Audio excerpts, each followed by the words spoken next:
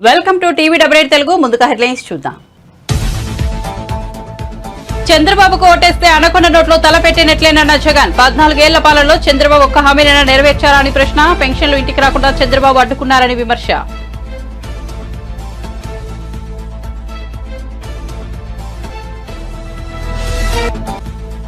ఏలూరు జిల్లా నూజివీడులో ప్రజాగలం సభ. ఈ ముఖ్యమంత్రి ఎవరి కోసం పనిచేస్తున్నారంటూ చంద్రబాబు ధ్వజం. ఇతడేసే ఎంగిలి మెతుకులతో మనం బతకాలా అంటూ ఆగ్రహం.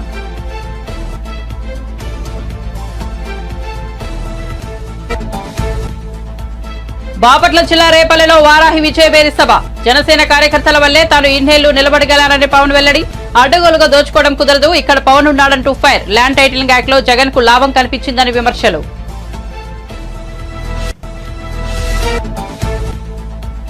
అందుకే ఖమ్మం జిల్లా రాజకీయాల్లో ఎక్కువ తలదూర్చడంలోనే రేవంత్ రెడ్డి ఆసక్తికర వ్యాఖ్య. ఖమ్మం జిల్లా వారికి పట్టుదల చైతన్యం ఎక్కువని, అనుకున్న దానికోసం ఎంత దూరమైనా వెళ్తారన్న సీఎం.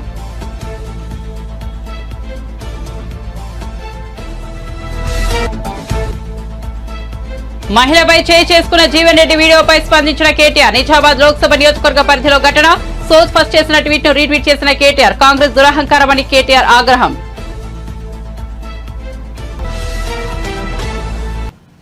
ఇక వార్త వివరాల్లోకి వెళ్తే ఇచ్చిన అన్ని హామీలను ఈ 59 నెలల పాలనలో పూర్తి చేశామని సీఎం జగన్ అన్నారు. అన్ని హామీలను నెరవేర్చిన మీ బిడ్డ మీ ఆశీస్సుల కోసం మరోసారి మీ ముందుకు వచ్చానని అన్నారు. హిందూపురంలో నిర్వహించిన ప్రచార బేరీలో ఆయన ఈ వ్యాఖ్యలు చేశారు. మరో 9 రోజుల్లో ఎన్నికల కురుక్షేత్ర యుద్ధం జరగబోతోందని చెప్పారు.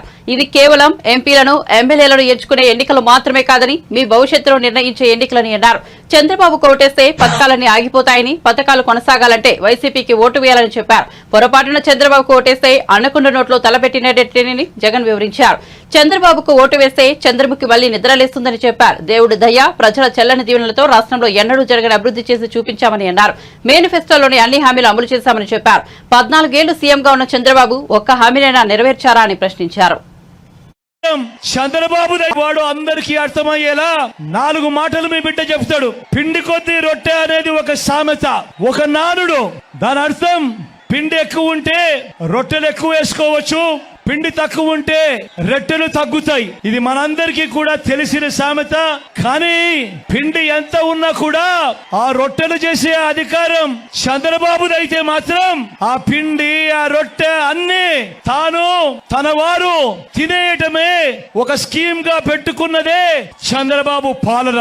నేను అడుగుతా ఉన్నా, చంద్రబాబు తన 14 ఏళ్ల పాలనలో పేదల ఖాతాల్లోకి, అంటే నా అక్క చెల్లెమ్మల కుటుంబాల ఖాతాల్లోకి ఒక్క రూపాయి అయినా వేశాడా అని అడుగుతా ఉన్నాడు మీ బిడ్డ. ఇలా 2 చేతులు పైకెత్తాలి, ఇలా ఇలా ఇలా ఇలా ఇలా ఇలా ఇలా ఇలా ఇలా ఇలా. అదే మీ బిడ్డ ఈ 59 నెలల పాలనలో నా అక్క చెల్లెమ్మల కుటుంబాలకు వారి ఖాతాలకే మీ బిడ్డ ఏకంగా 2,70,000 కోట్ల రూపాయలు.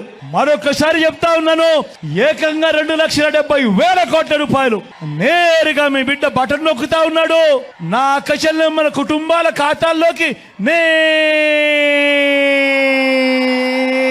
వెళ్తా ఉంది. ఈ డబ్బులన్నీ పంపించాడు. మరి ఇదే నేను అడుగుతా ఉన్నా, మరి ఇదే డబ్బు చంద్రబాబు హయాంలో ఎవరి జోబీలోకి పోయింది అని చెప్పి మీరందరూ కూడా నిలదీయండి నేను అడుగుతా ఉన్నా. చంద్రబాబుకి ఎంత పోయింది? దత్తపుత్రుడికి ఎంత ఇచ్చారు? ఈనాడుకి ఎంత పోయింది? ఆంధ్రజ్యోతికి ఎంత పోయింది? TV5కి ఎంత పోయింది? వీరి జన్మభూమి జోబీల్లోకి ఎంత పోయింది అన్నది ప్రతి ఒక్కరూ కూడా నిలదీయండి చంద్రబాబు నాయుడును అని చెప్పి అడుగుతా ఉన్నా. మీ ఇంటికంతా ఫోన్లు కూడా చేస్తా ఉన్నారు. మీ అందరికీ కూడా IVRS ద్వారా ఫోన్లు కూడా చేసి మీ భూములన్నీ జగన్ లాక్కుంటాడు అని చెప్పి ప్రచారం చేస్తా ఉన్నాడు. నేను అడుగుతా ఉన్నా, ఇంత దిక్కుమాలిన రాజకీయాలు చేస్తా ఉన్న ఈ చంద్రబాబు నువ్వు అసలు మనిషివేనా అని అడుగుతా ఉన్నాడు మీ బిడ్డ. ఈ సందర్భంగా మీ జగన్, మీ బిడ్డ భూములు ఇచ్చేవాడే గాని భూములు లాక్కునేవాడు కాదు మీ బిడ్డ. అసలు చంద్రబాబు నాయుడు అడుగుతా ఉన్నా, అయ్యా అసలు నీకు ల్యాండ్ టైటిలింగ్ యాక్ట్ అంటే ఏమిటో తెలుసా చంద్రబాబు అని అడుగుతా ఉన్నా. అసలు ల్యాండ్ టైటిలింగ్ యాక్ట్ అంటేనే దాని అర్థం ఏమిటి అంటే భూముల మీద సంపూర్ణ హక్కులు రైతన్నలకు ఎల్లవేళలా ఉండేట్టుగా ఒక యాక్ట్ చేయడమే, దాన్నే ల్యాండ్ టైటిలింగ్ యాక్ట్ అంటారు చంద్రబాబు. ఫస్ట్ అది తెలుసుకో అని అడుగుతా ఉన్నా. మళ్ళీ ఇప్పుడు వీళ్ళు ముగ్గురు కలిసి ఏం చెప్తా ఉన్నారు? మళ్ళీ మేనిఫెస్టో అంట, మళ్ళీ ప్రజలను మోసం చేసేందుకు సూపర్ 6 అంటా ఉన్నారు. నమ్ముతారా అక్క? నమ్ముతారా? సూపర్ 7 అంటా ఉన్నారు. నమ్ముతారా? ఇంటింటికి కేజీ బంగారం అంటా ఉన్నారు. నమ్ముతారా? ఏలూరు జిల్లా నూజివీడు ప్రజాగలం సభలో టీడీపీ అధినేత చంద్రబాబు నాయుడు సీఎం జగన్ పై విమర్శనాస్త్రాలు సంధించారు. ఈ ముఖ్యమంత్రి ఎవరి కోసం పనిచేస్తున్నాడు, తన కోసం తాను పనిచేసుకుంటున్నాడు అంటూ ధ్వజమెత్తారు. ఈ ముఖ్యమంత్రి మాటలు కోటలు దాటుతాయి, చేతలు గడప కూడా దాటవని అన్నారు. ఇతడు ఒక మోసకారి, ఒక అహంకారి, ఒక సైకో, ఒక విధ్వంసకారుడు, ఒక బందిపోటు దొంగ. అతడి దృష్టిలో మనమంతా బానిసలం. అతడు ఒక నియంత అని వ్యాఖ్యానించారు. డబ్బులన్నీ తన వద్దే ఉండాలని ఈ నియంత ఆలోచిస్తాడు. అతడేసి ఎంగిలి మెతుకులతో మనం బతకాలి అని చంద్రబాబు మండిపడ్డారు.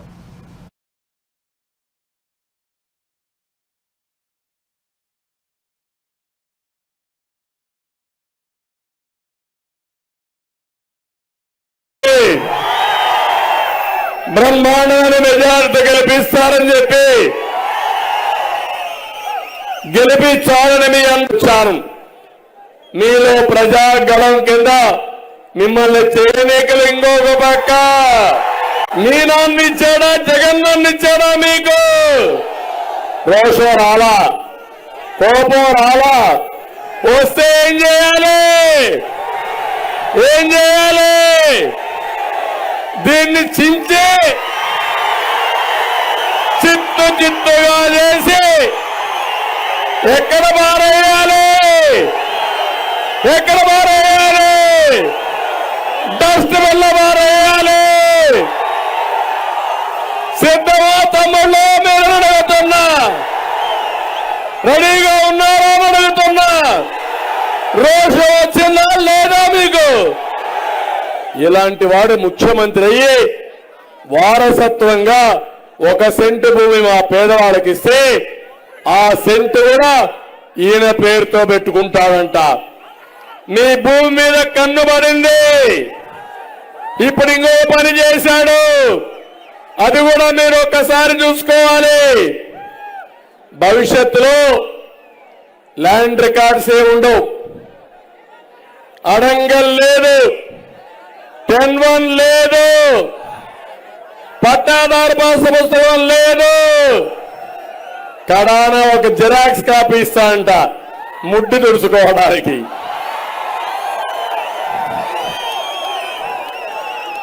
అవునా అవునా కాదా?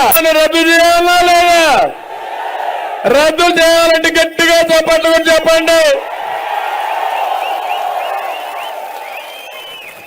నేను అడుగుతున్నా, భరోసా ఇస్తాడంట ఈ జగన్మోహన్ రెడ్డి. నా ఆస్తిని దగ్గర పెట్టుకొని నాకు భరోసా ఇస్తావా? ఎవడిచ్చాడు నీకు అధికారం? నీకు అధికారం ఇచ్చింది 5 ఏళ్ళు, అయిపోయింది 5 ఏళ్ళు. మే 13తో నీ డేట్ అయిపోయింది. నీ అధికారానికి చెల్లు చీటి. బాపట్ల జిల్లా రేపల్లెలో నిర్వహించిన వారాహి విజయబేరి సభకు జనసేనాని పవన్ కళ్యాణ్ హాజరయ్యారు. ఈ సందర్భంగా ఆయన ప్రసంగిస్తూ తాను అనేక సవాళ్లు ఎదుర్కొని టీడీపీకి అండగా నిలబడగలిగానంటే అందుకు కారణం జన సైనికులు, వీర మహిళలేనని అన్నారు. తాను ఓడిపోయినప్పటికీ బలంగా నిలబడగలనంటే అందుకు కారణం జనసేన పార్టీ కార్యకర్తలేనని స్పష్టం చేశారు. ఎన్నో ఉలిదెబ్బలు తట్టుకున్న శిల అందమైన విగ్రహంలా మారుతుందని, ఈ దశాబ్ద కాలంలో ఎదుర్కొన్న ఎదురు దెబ్బలతో జనసేన పార్టీకి కూడా ఒక అందమైన రూపు వస్తుందని భావిస్తున్నట్లు తెలిపారు. అనగానే సత్యప్రసాద్ గారు లాంటి వాళ్ళు కలుపుకెళ్ళాలి, అలాగే మన చంద్రశేఖర్ గారిని కలుపుకెళ్ళాలి. వీళ్ళందరికీ ఎందుకు నేను ఒకటే అనుకున్నా, నేను బతికుండగా ఈ రాష్ట్రానికి అన్యాయం జరగనివ్వను, తెలుగు ప్రజల ఐక్యతకి అన్యాయం జరగనివ్వను, భారతదేశ సమగ్రతకి అన్యాయం జరగనివ్వను, భంగం వాటిల్లనివ్వను. పొలాల్లో నిలిచిపోయిన డ్రైన్లు పారుదల గాక కుళ్ళిపోతా ఉంది. ఇక్కడ ఒక్క మన రేపల్లె సమస్య కాదు, ఏ మూలకెళ్ళిన ఇదే సమస్య. మనకి ముఖ్యంగా అరవపల్లి, ఉప్పూడి పరిసరాల డ్రైన్లు, వాటిని మీరు చూడండి, అక్కడ వెళ్ళి చూస్తే గుర్రపు డెక్క, నాచు, ప్లాస్టిక్, రకరకాల నానా వ్యర్థాలతో నిండిపోయింది. ఎవరు బాధ్యత తీసుకుంటారు? ఎవరు మాట్లాడతారు? మనకి బాధ్యత గల నాయకులు కావాలి. కూర్చున్న ఎమ్మెల్యేలు తెలంగాణ నుంచి, కర్ణాటక నుంచి ఇళ్లకొచ్చి ప్యాకాట క్లబ్లు నడిపించడం తప్ప వీళ్ళకి డ్రైన్లు పొడ్చాలని, డ్రైన్లు శుద్ధి చేయాలని బాధ్యత లేదు వీళ్ళకి. ఎంత దారుణంగా ఉంది పరిస్థితి. అరే, అన్నం పెట్టే రైతుకి అండగా లేని కాడికి ఎందుకు? మరి చుట్టుపక్కల మన జీవనదులు బోల్డన్ ఉన్నాయి, మనకి ఇన్ని పంట కాలువలు ఉన్నాయి, ఇన్ని ఇరిగేషన్ ప్రాజెక్టులు ఉన్నాయి, ఇంకా తాగునీటికి సమస్య ఉంది. ఏ నియోజకవర్గంకి వెళ్ళు తాగునీటి సమస్య. ఒక జల్ జీవన్ మిషన్ కేంద్ర ప్రభుత్వానికి ఉంది, ప్రధానమంత్రి గారు స్టార్ట్ చేసింది. ప్రతి ఇంటికి రక్షిత మంచినీరు కుళాయి కావాలని నిధులు వచ్చినాయి, 100 కోట్ల నిధులు వచ్చినాయి. ప్రతి జిల్లాకి డబ్బులు సద్వినియోగం చేయాల, దాంట్లో డబ్బులు కొట్టేద్దాం అనుకుంటున్నారు తప్ప ఒక్కొక్క ఇంటికి ఒక కుళాయి పెట్టాలి. డబ్బులు వస్తున్నాయి, డబ్బులు ఉన్నాయి. అరే అన్ని మాటల మీద వెనక్కి తీసుకొని కనీసం తాగునీటి అవసరాలు కూడా తీర్చలేని ప్రభుత్వం.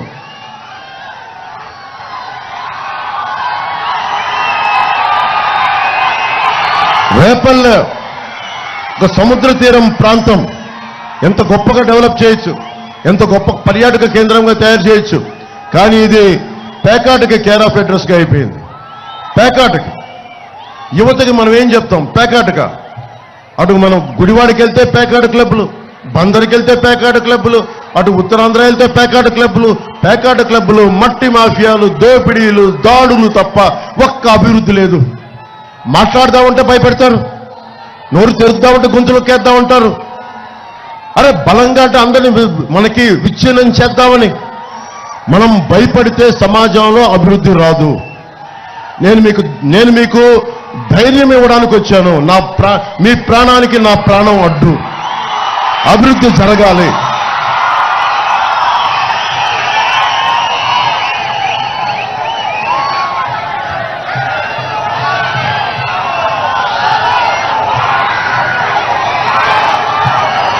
నిర్వీర్యం చేయడం వల్ల ఆ పని ముందుకెళ్ళనివ్వట్ల.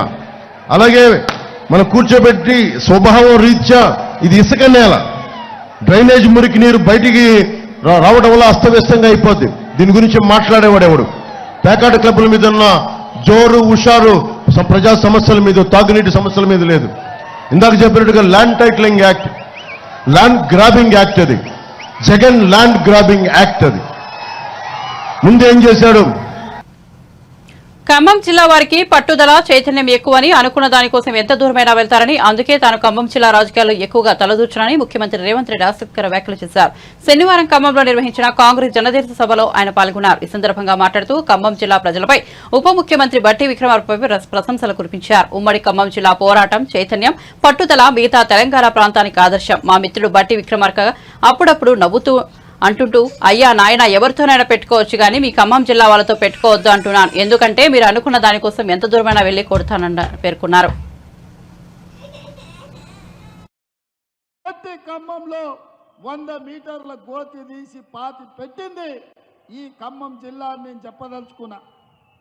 అందుకే మిత్రులారా, మీ చైతన్యం, మీ పోరాటం, మీ పట్టుదల మిగతా తెలంగాణ ప్రాంతానికి ఆదర్శం. మా మిత్రుడు బట్టి విక్రమార్క గారితో నేను అప్పుడప్పుడు అంటుంటా, నవ్వుకుంటా, అయ్యా నాయన ఎవరితోనైనా పెట్టుకోవచ్చు కానీ మీ ఖమ్మం జిల్లా వాళ్ళతో పెట్టుకోవద్దు.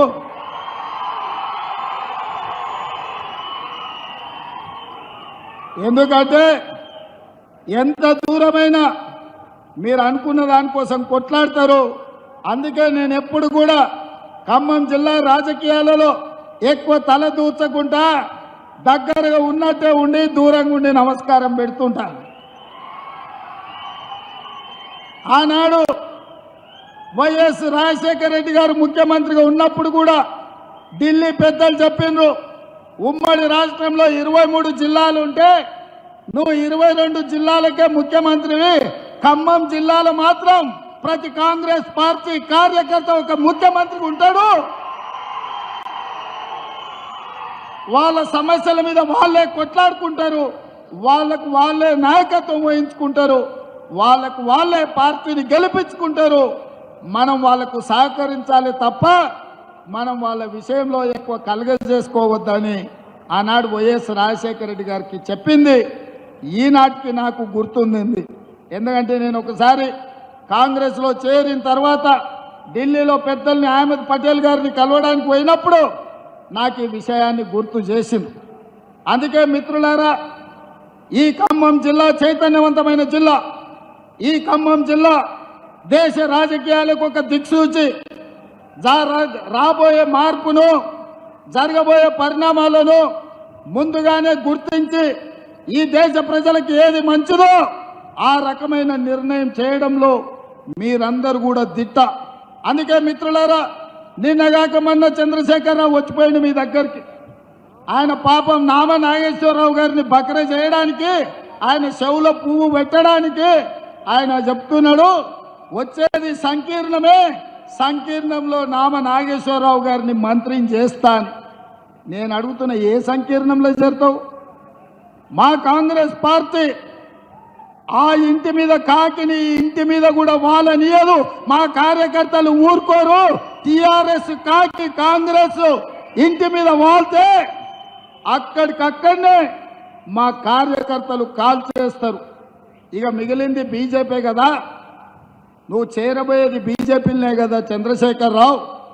మేము అదే కదా చెప్పింది మొదటి నుంచి. మేము చెప్తున్నది మొదటి నుంచి నువ్వు ఆచరిస్తున్నది 2014 నుంచి 2023 వరకు 9.5 సంవత్సరాలు చంద్రశేఖరరావు రైతు వ్యతిరేక నల్ల చట్టాలు వచ్చినప్పుడు, నోట్ల రద్దు చేసినప్పుడు, జిఎస్టీ బిల్లును తీసుకొచ్చినప్పుడు, ట్రిపుల్ తలాక్ చట్టాన్ని చేసినప్పుడు, సిటిజన్ అమెండ్మెంట్ యాక్ట్ను పొందుపరిచినప్పుడు, యూనిఫామ్ సివిల్ కోడ్ తెచ్చినప్పుడు, ప్రతి సందర్భంలో ఇక్కడ కారు గుర్తు మీద ఓటు వేయించుకొని ఢిల్లీలో కమలం గుర్తుకు తాకట్టు పెట్టిన చరిత్ర చంద్రశేఖరరావుది. నిజామాబాద్ లోక్సభ నియోజకవర్గం కాంగ్రెస్ అభ్యర్థి ఓ మహిళపై చేసుకున్న ఘటనపై బీఆర్ఎస్ వర్కింగ్ ప్రెసిడెంట్ కేటీఆర్ మరోసారి స్పందించారు. ఎన్నికల ప్రచారంలో భాగంగా ఓ ఉపాధి కూలీ మహిళ బీజేపీ అభ్యర్థికి ఓటు వేస్తానని చెప్పడంతో జీవన్ రెడ్డి ఆమె చెంపపై కొట్టారు. ఇది నెట్టింట వైరల్ గా మారింది. మహిళ చెంపపై కొట్టడం దుర్మార్గపు చర్య అని కేటీఆర్ మండిపడ్డారు. కాంగ్రెస్ దురహంకారమని విమర్శించారు. ఈ ఘటనకు సంబంధించిన వీడియోను కేటీఆర్ రీట్వీట్ చేశారు. సౌత్ ఫస్ట్ చేసిన ట్వీట్ ను బీఆర్ఎస్ నేత రీట్వీట్ చేశారు. నిజామాబాద్ నుంచి ఓ మహిళ ఈ వీడియో వెలుగు చూస్తుంది. కాంగ్రెస్ ఎంపీ అభ్యర్థి జీవన్ రెడ్డి ఓ వృద్ధురాలి చెంపపై కొట్టాడు. కొన్ని రోజులుగా పెన్షన్ రాకపోవడంతో ఓ మహిళ తన వద్దకు వచ్చి కాంగ్రెస్ నేతలను ప్రశ్నించారు. అయితే ఆమె అతనిని గుర్తించలేదు. తనను వినయ్ రెడ్డి అని పిలవడంతో జీవన్ రెడ్డి ఆమెను కొట్టాడని ఈ ట్వీట్ పేర్కొంది.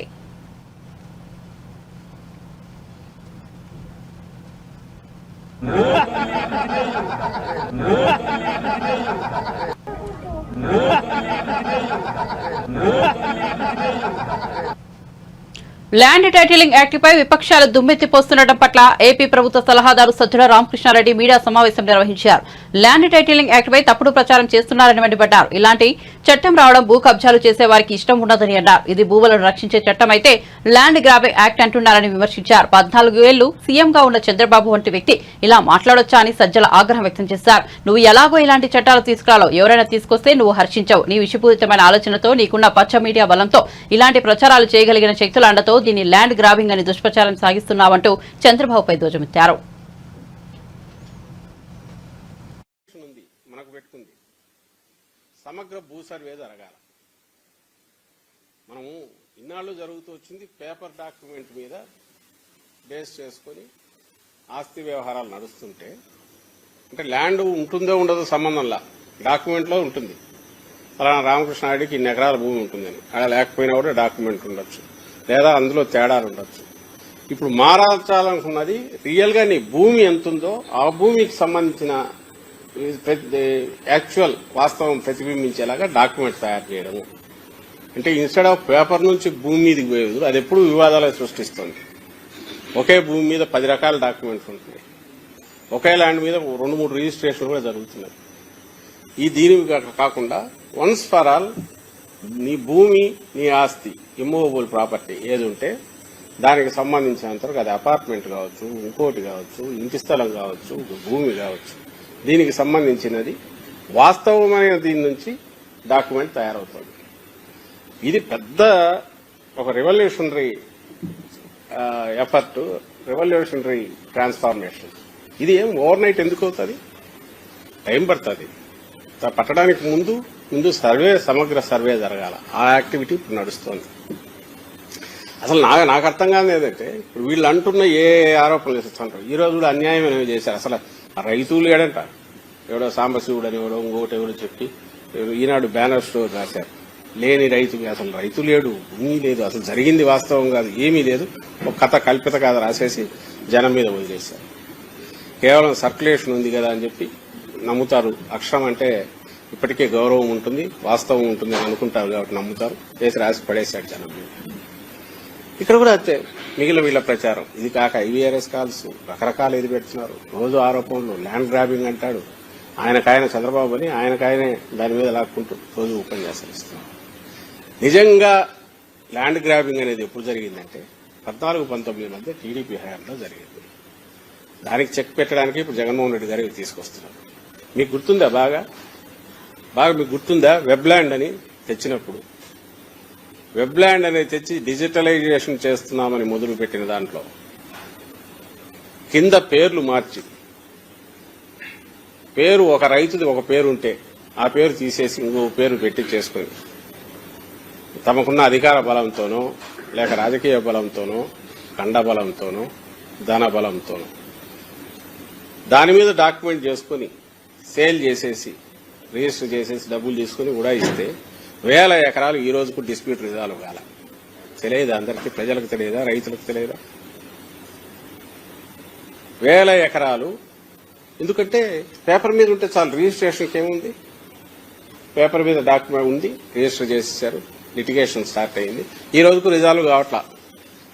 ఎందుకంటే మళ్ళీ ఆర్డీఓకి చేసుకోవాలి, ఆర్డీఓ నుంచి మళ్ళీ జేసీ దగ్గర కాకపోతే తర్వాత మళ్ళీ కోర్టుకు పోవాలి, లేదా కోర్టుకు పోయినా మళ్ళీ ఇక్కడికే రెఫర్ చేస్తారు. ఇది ఒకటైతే ఇంకా క్లాసిక్ ఎగ్జాంపుల్ చెప్పేదా, CRDA ఏరియా మ్యూటేషన్ అనేది ఫైనల్. ఒకరి దగ్గర నుంచి ఇంకొకరి దగ్గరికి పేరు మారాలంటే ఫైనల్ చేసేస్తే ఒక సుబ్బరాయుడు అనే వైఎస్ఆర్సీపీ పాలనలో మహిళలకు శాంతి భద్రతలు కరువయ్యాయని బీజేపీ నాయకురాలు షాదినేని యామిని శర్మ విమర్శించారు. విజయవాడలోని బీజేపీ కార్యాలయంలో కూటమి నేతలతో ఆమె ప్రత్యేక సమావేశం నిర్వహించారు. సీఎం నివాసానికి సమీపంలో అఘాయిత్యాలు జరుగుతున్నా నిందితులపై కఠిన చర్యలు తీసుకోలేదని మండిపడ్డారు. వైఎస్ఆర్సీపీ ప్రభుత్వం యువతను డ్రగ్స్, గాంజాయికి బానిసలను చేసిందని ఆమె దుయ్యబట్టారు. భద్రత అలాగే ఈ రాష్ట్ర ప్రజల శాంతి భద్రతల పైన ఏమాత్రము పట్టింపు లేకుండా ఈ ప్రభుత్వ పాలన సాగింది. వందలాది మంది మహిళల పైన లేదా ప్రజల పైన కంటిన్యూస్ గా దాడులు జరుగుతుంటే ఆ ప్రభుత్వాన్ని, ఆ పాలనని ఏమనాలి? మన రాష్ట్రంలో చూస్తే గడిచినటువంటి వైసీపీ పాలనలో 650కి పైగా మహిళల పైన అత్యంత దారుణమైనటువంటి ఘటనలు జరిగాయి. ఇన్ని వందలాది సంఖ్యలో ఘటనలు జరుగుతున్నప్పటికీ కూడా ప్రభుత్వము, ముఖ్యమంత్రి గారు, మహిళలు 2 హోంమంత్రులాగా పనిచేశారు. వారు లేదా మహిళా కమిషను నిమ్మకి నీరెత్తినట్టుగా ఉన్నారు. అంటే దీన్ని బట్టి ఏమర్థం చేసుకోవాలి?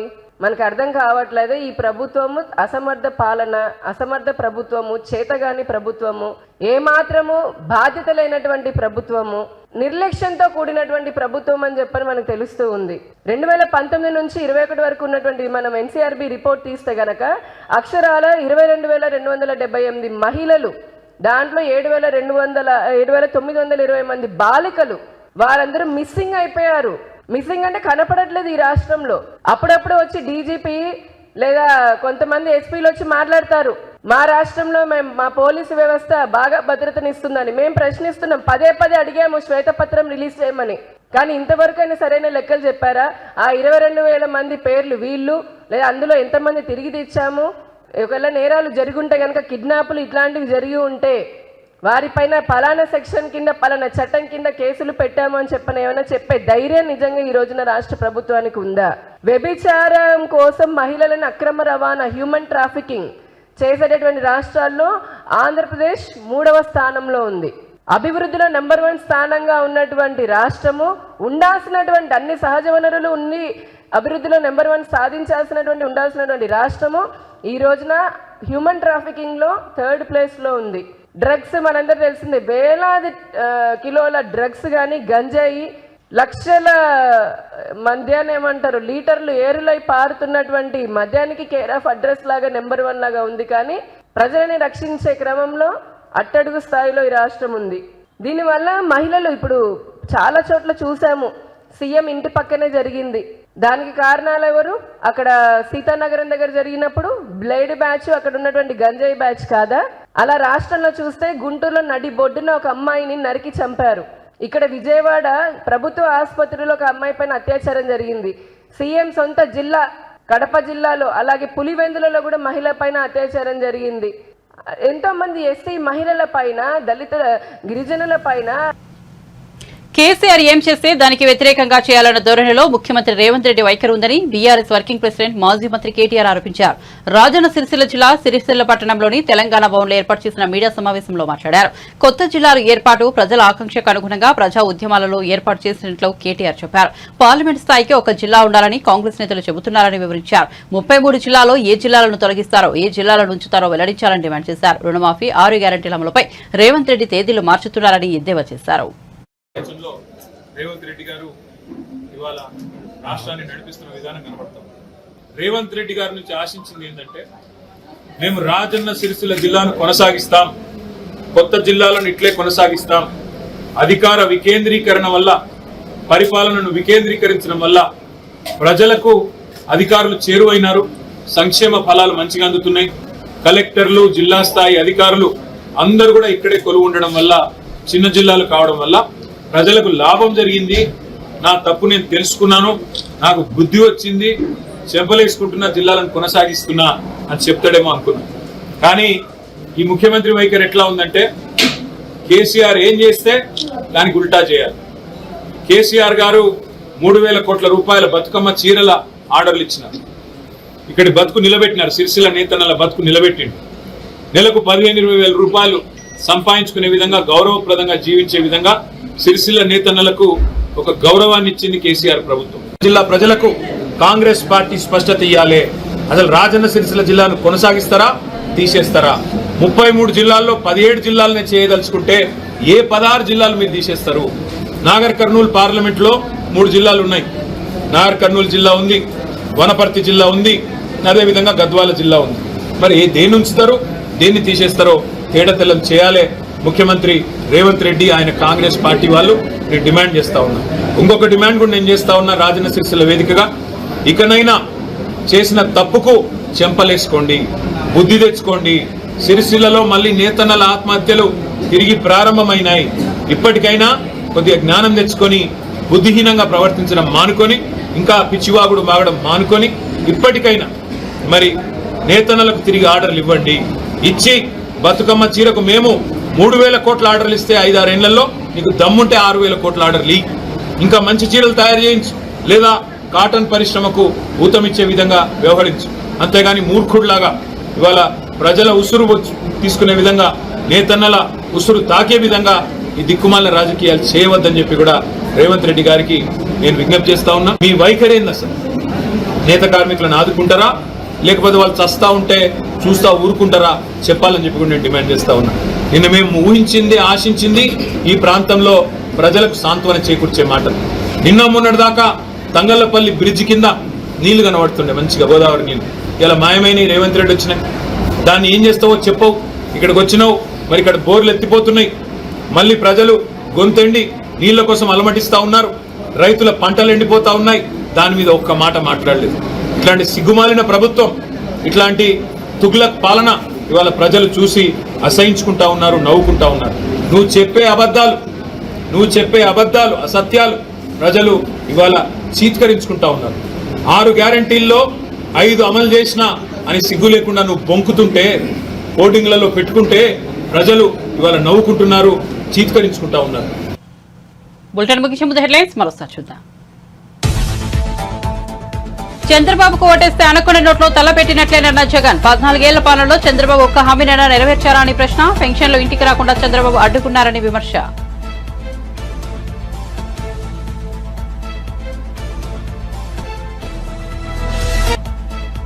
ఏలూరు జిల్లా నూజివీడులో ప్రజాగలం సభ.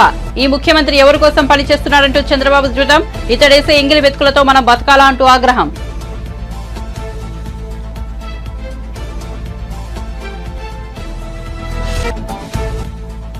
బాపట్ల జిల్లా రేపలలో వారాహి విజయబేరి సభ. జనసేన కార్యకర్తల వల్లే తాను ఇన్నేళ్లు నిలకడబెట్టాలని పవన్ వెల్లడి. అడ్డగోలుగా దోచుకోవడం కుదరదు, ఇక్కడ పవన్ ఉన్నాడంటూ ఫైర్. ల్యాండ్ టైటిలింగ్ యాక్ట్ లో జగన్ కు లాభం కనిపించిందని విమర్శలు.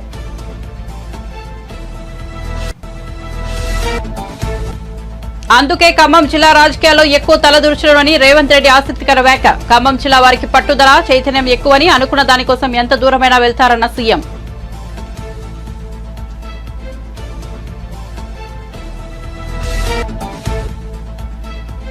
మహిళపై చేయి చేసుకున్న జీవన్ రెడ్డి వీడియోపై స్పందించిన కేటీఆర్. నిజామాబాద్ లోక్సభ నియోజకవర్గ పరిధిలో ఘటన.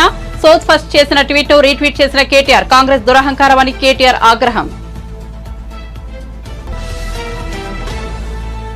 మరిన్ని అప్డేట్స్ కోసం చూస్తూనే ఉండండి DVW తెలుగు.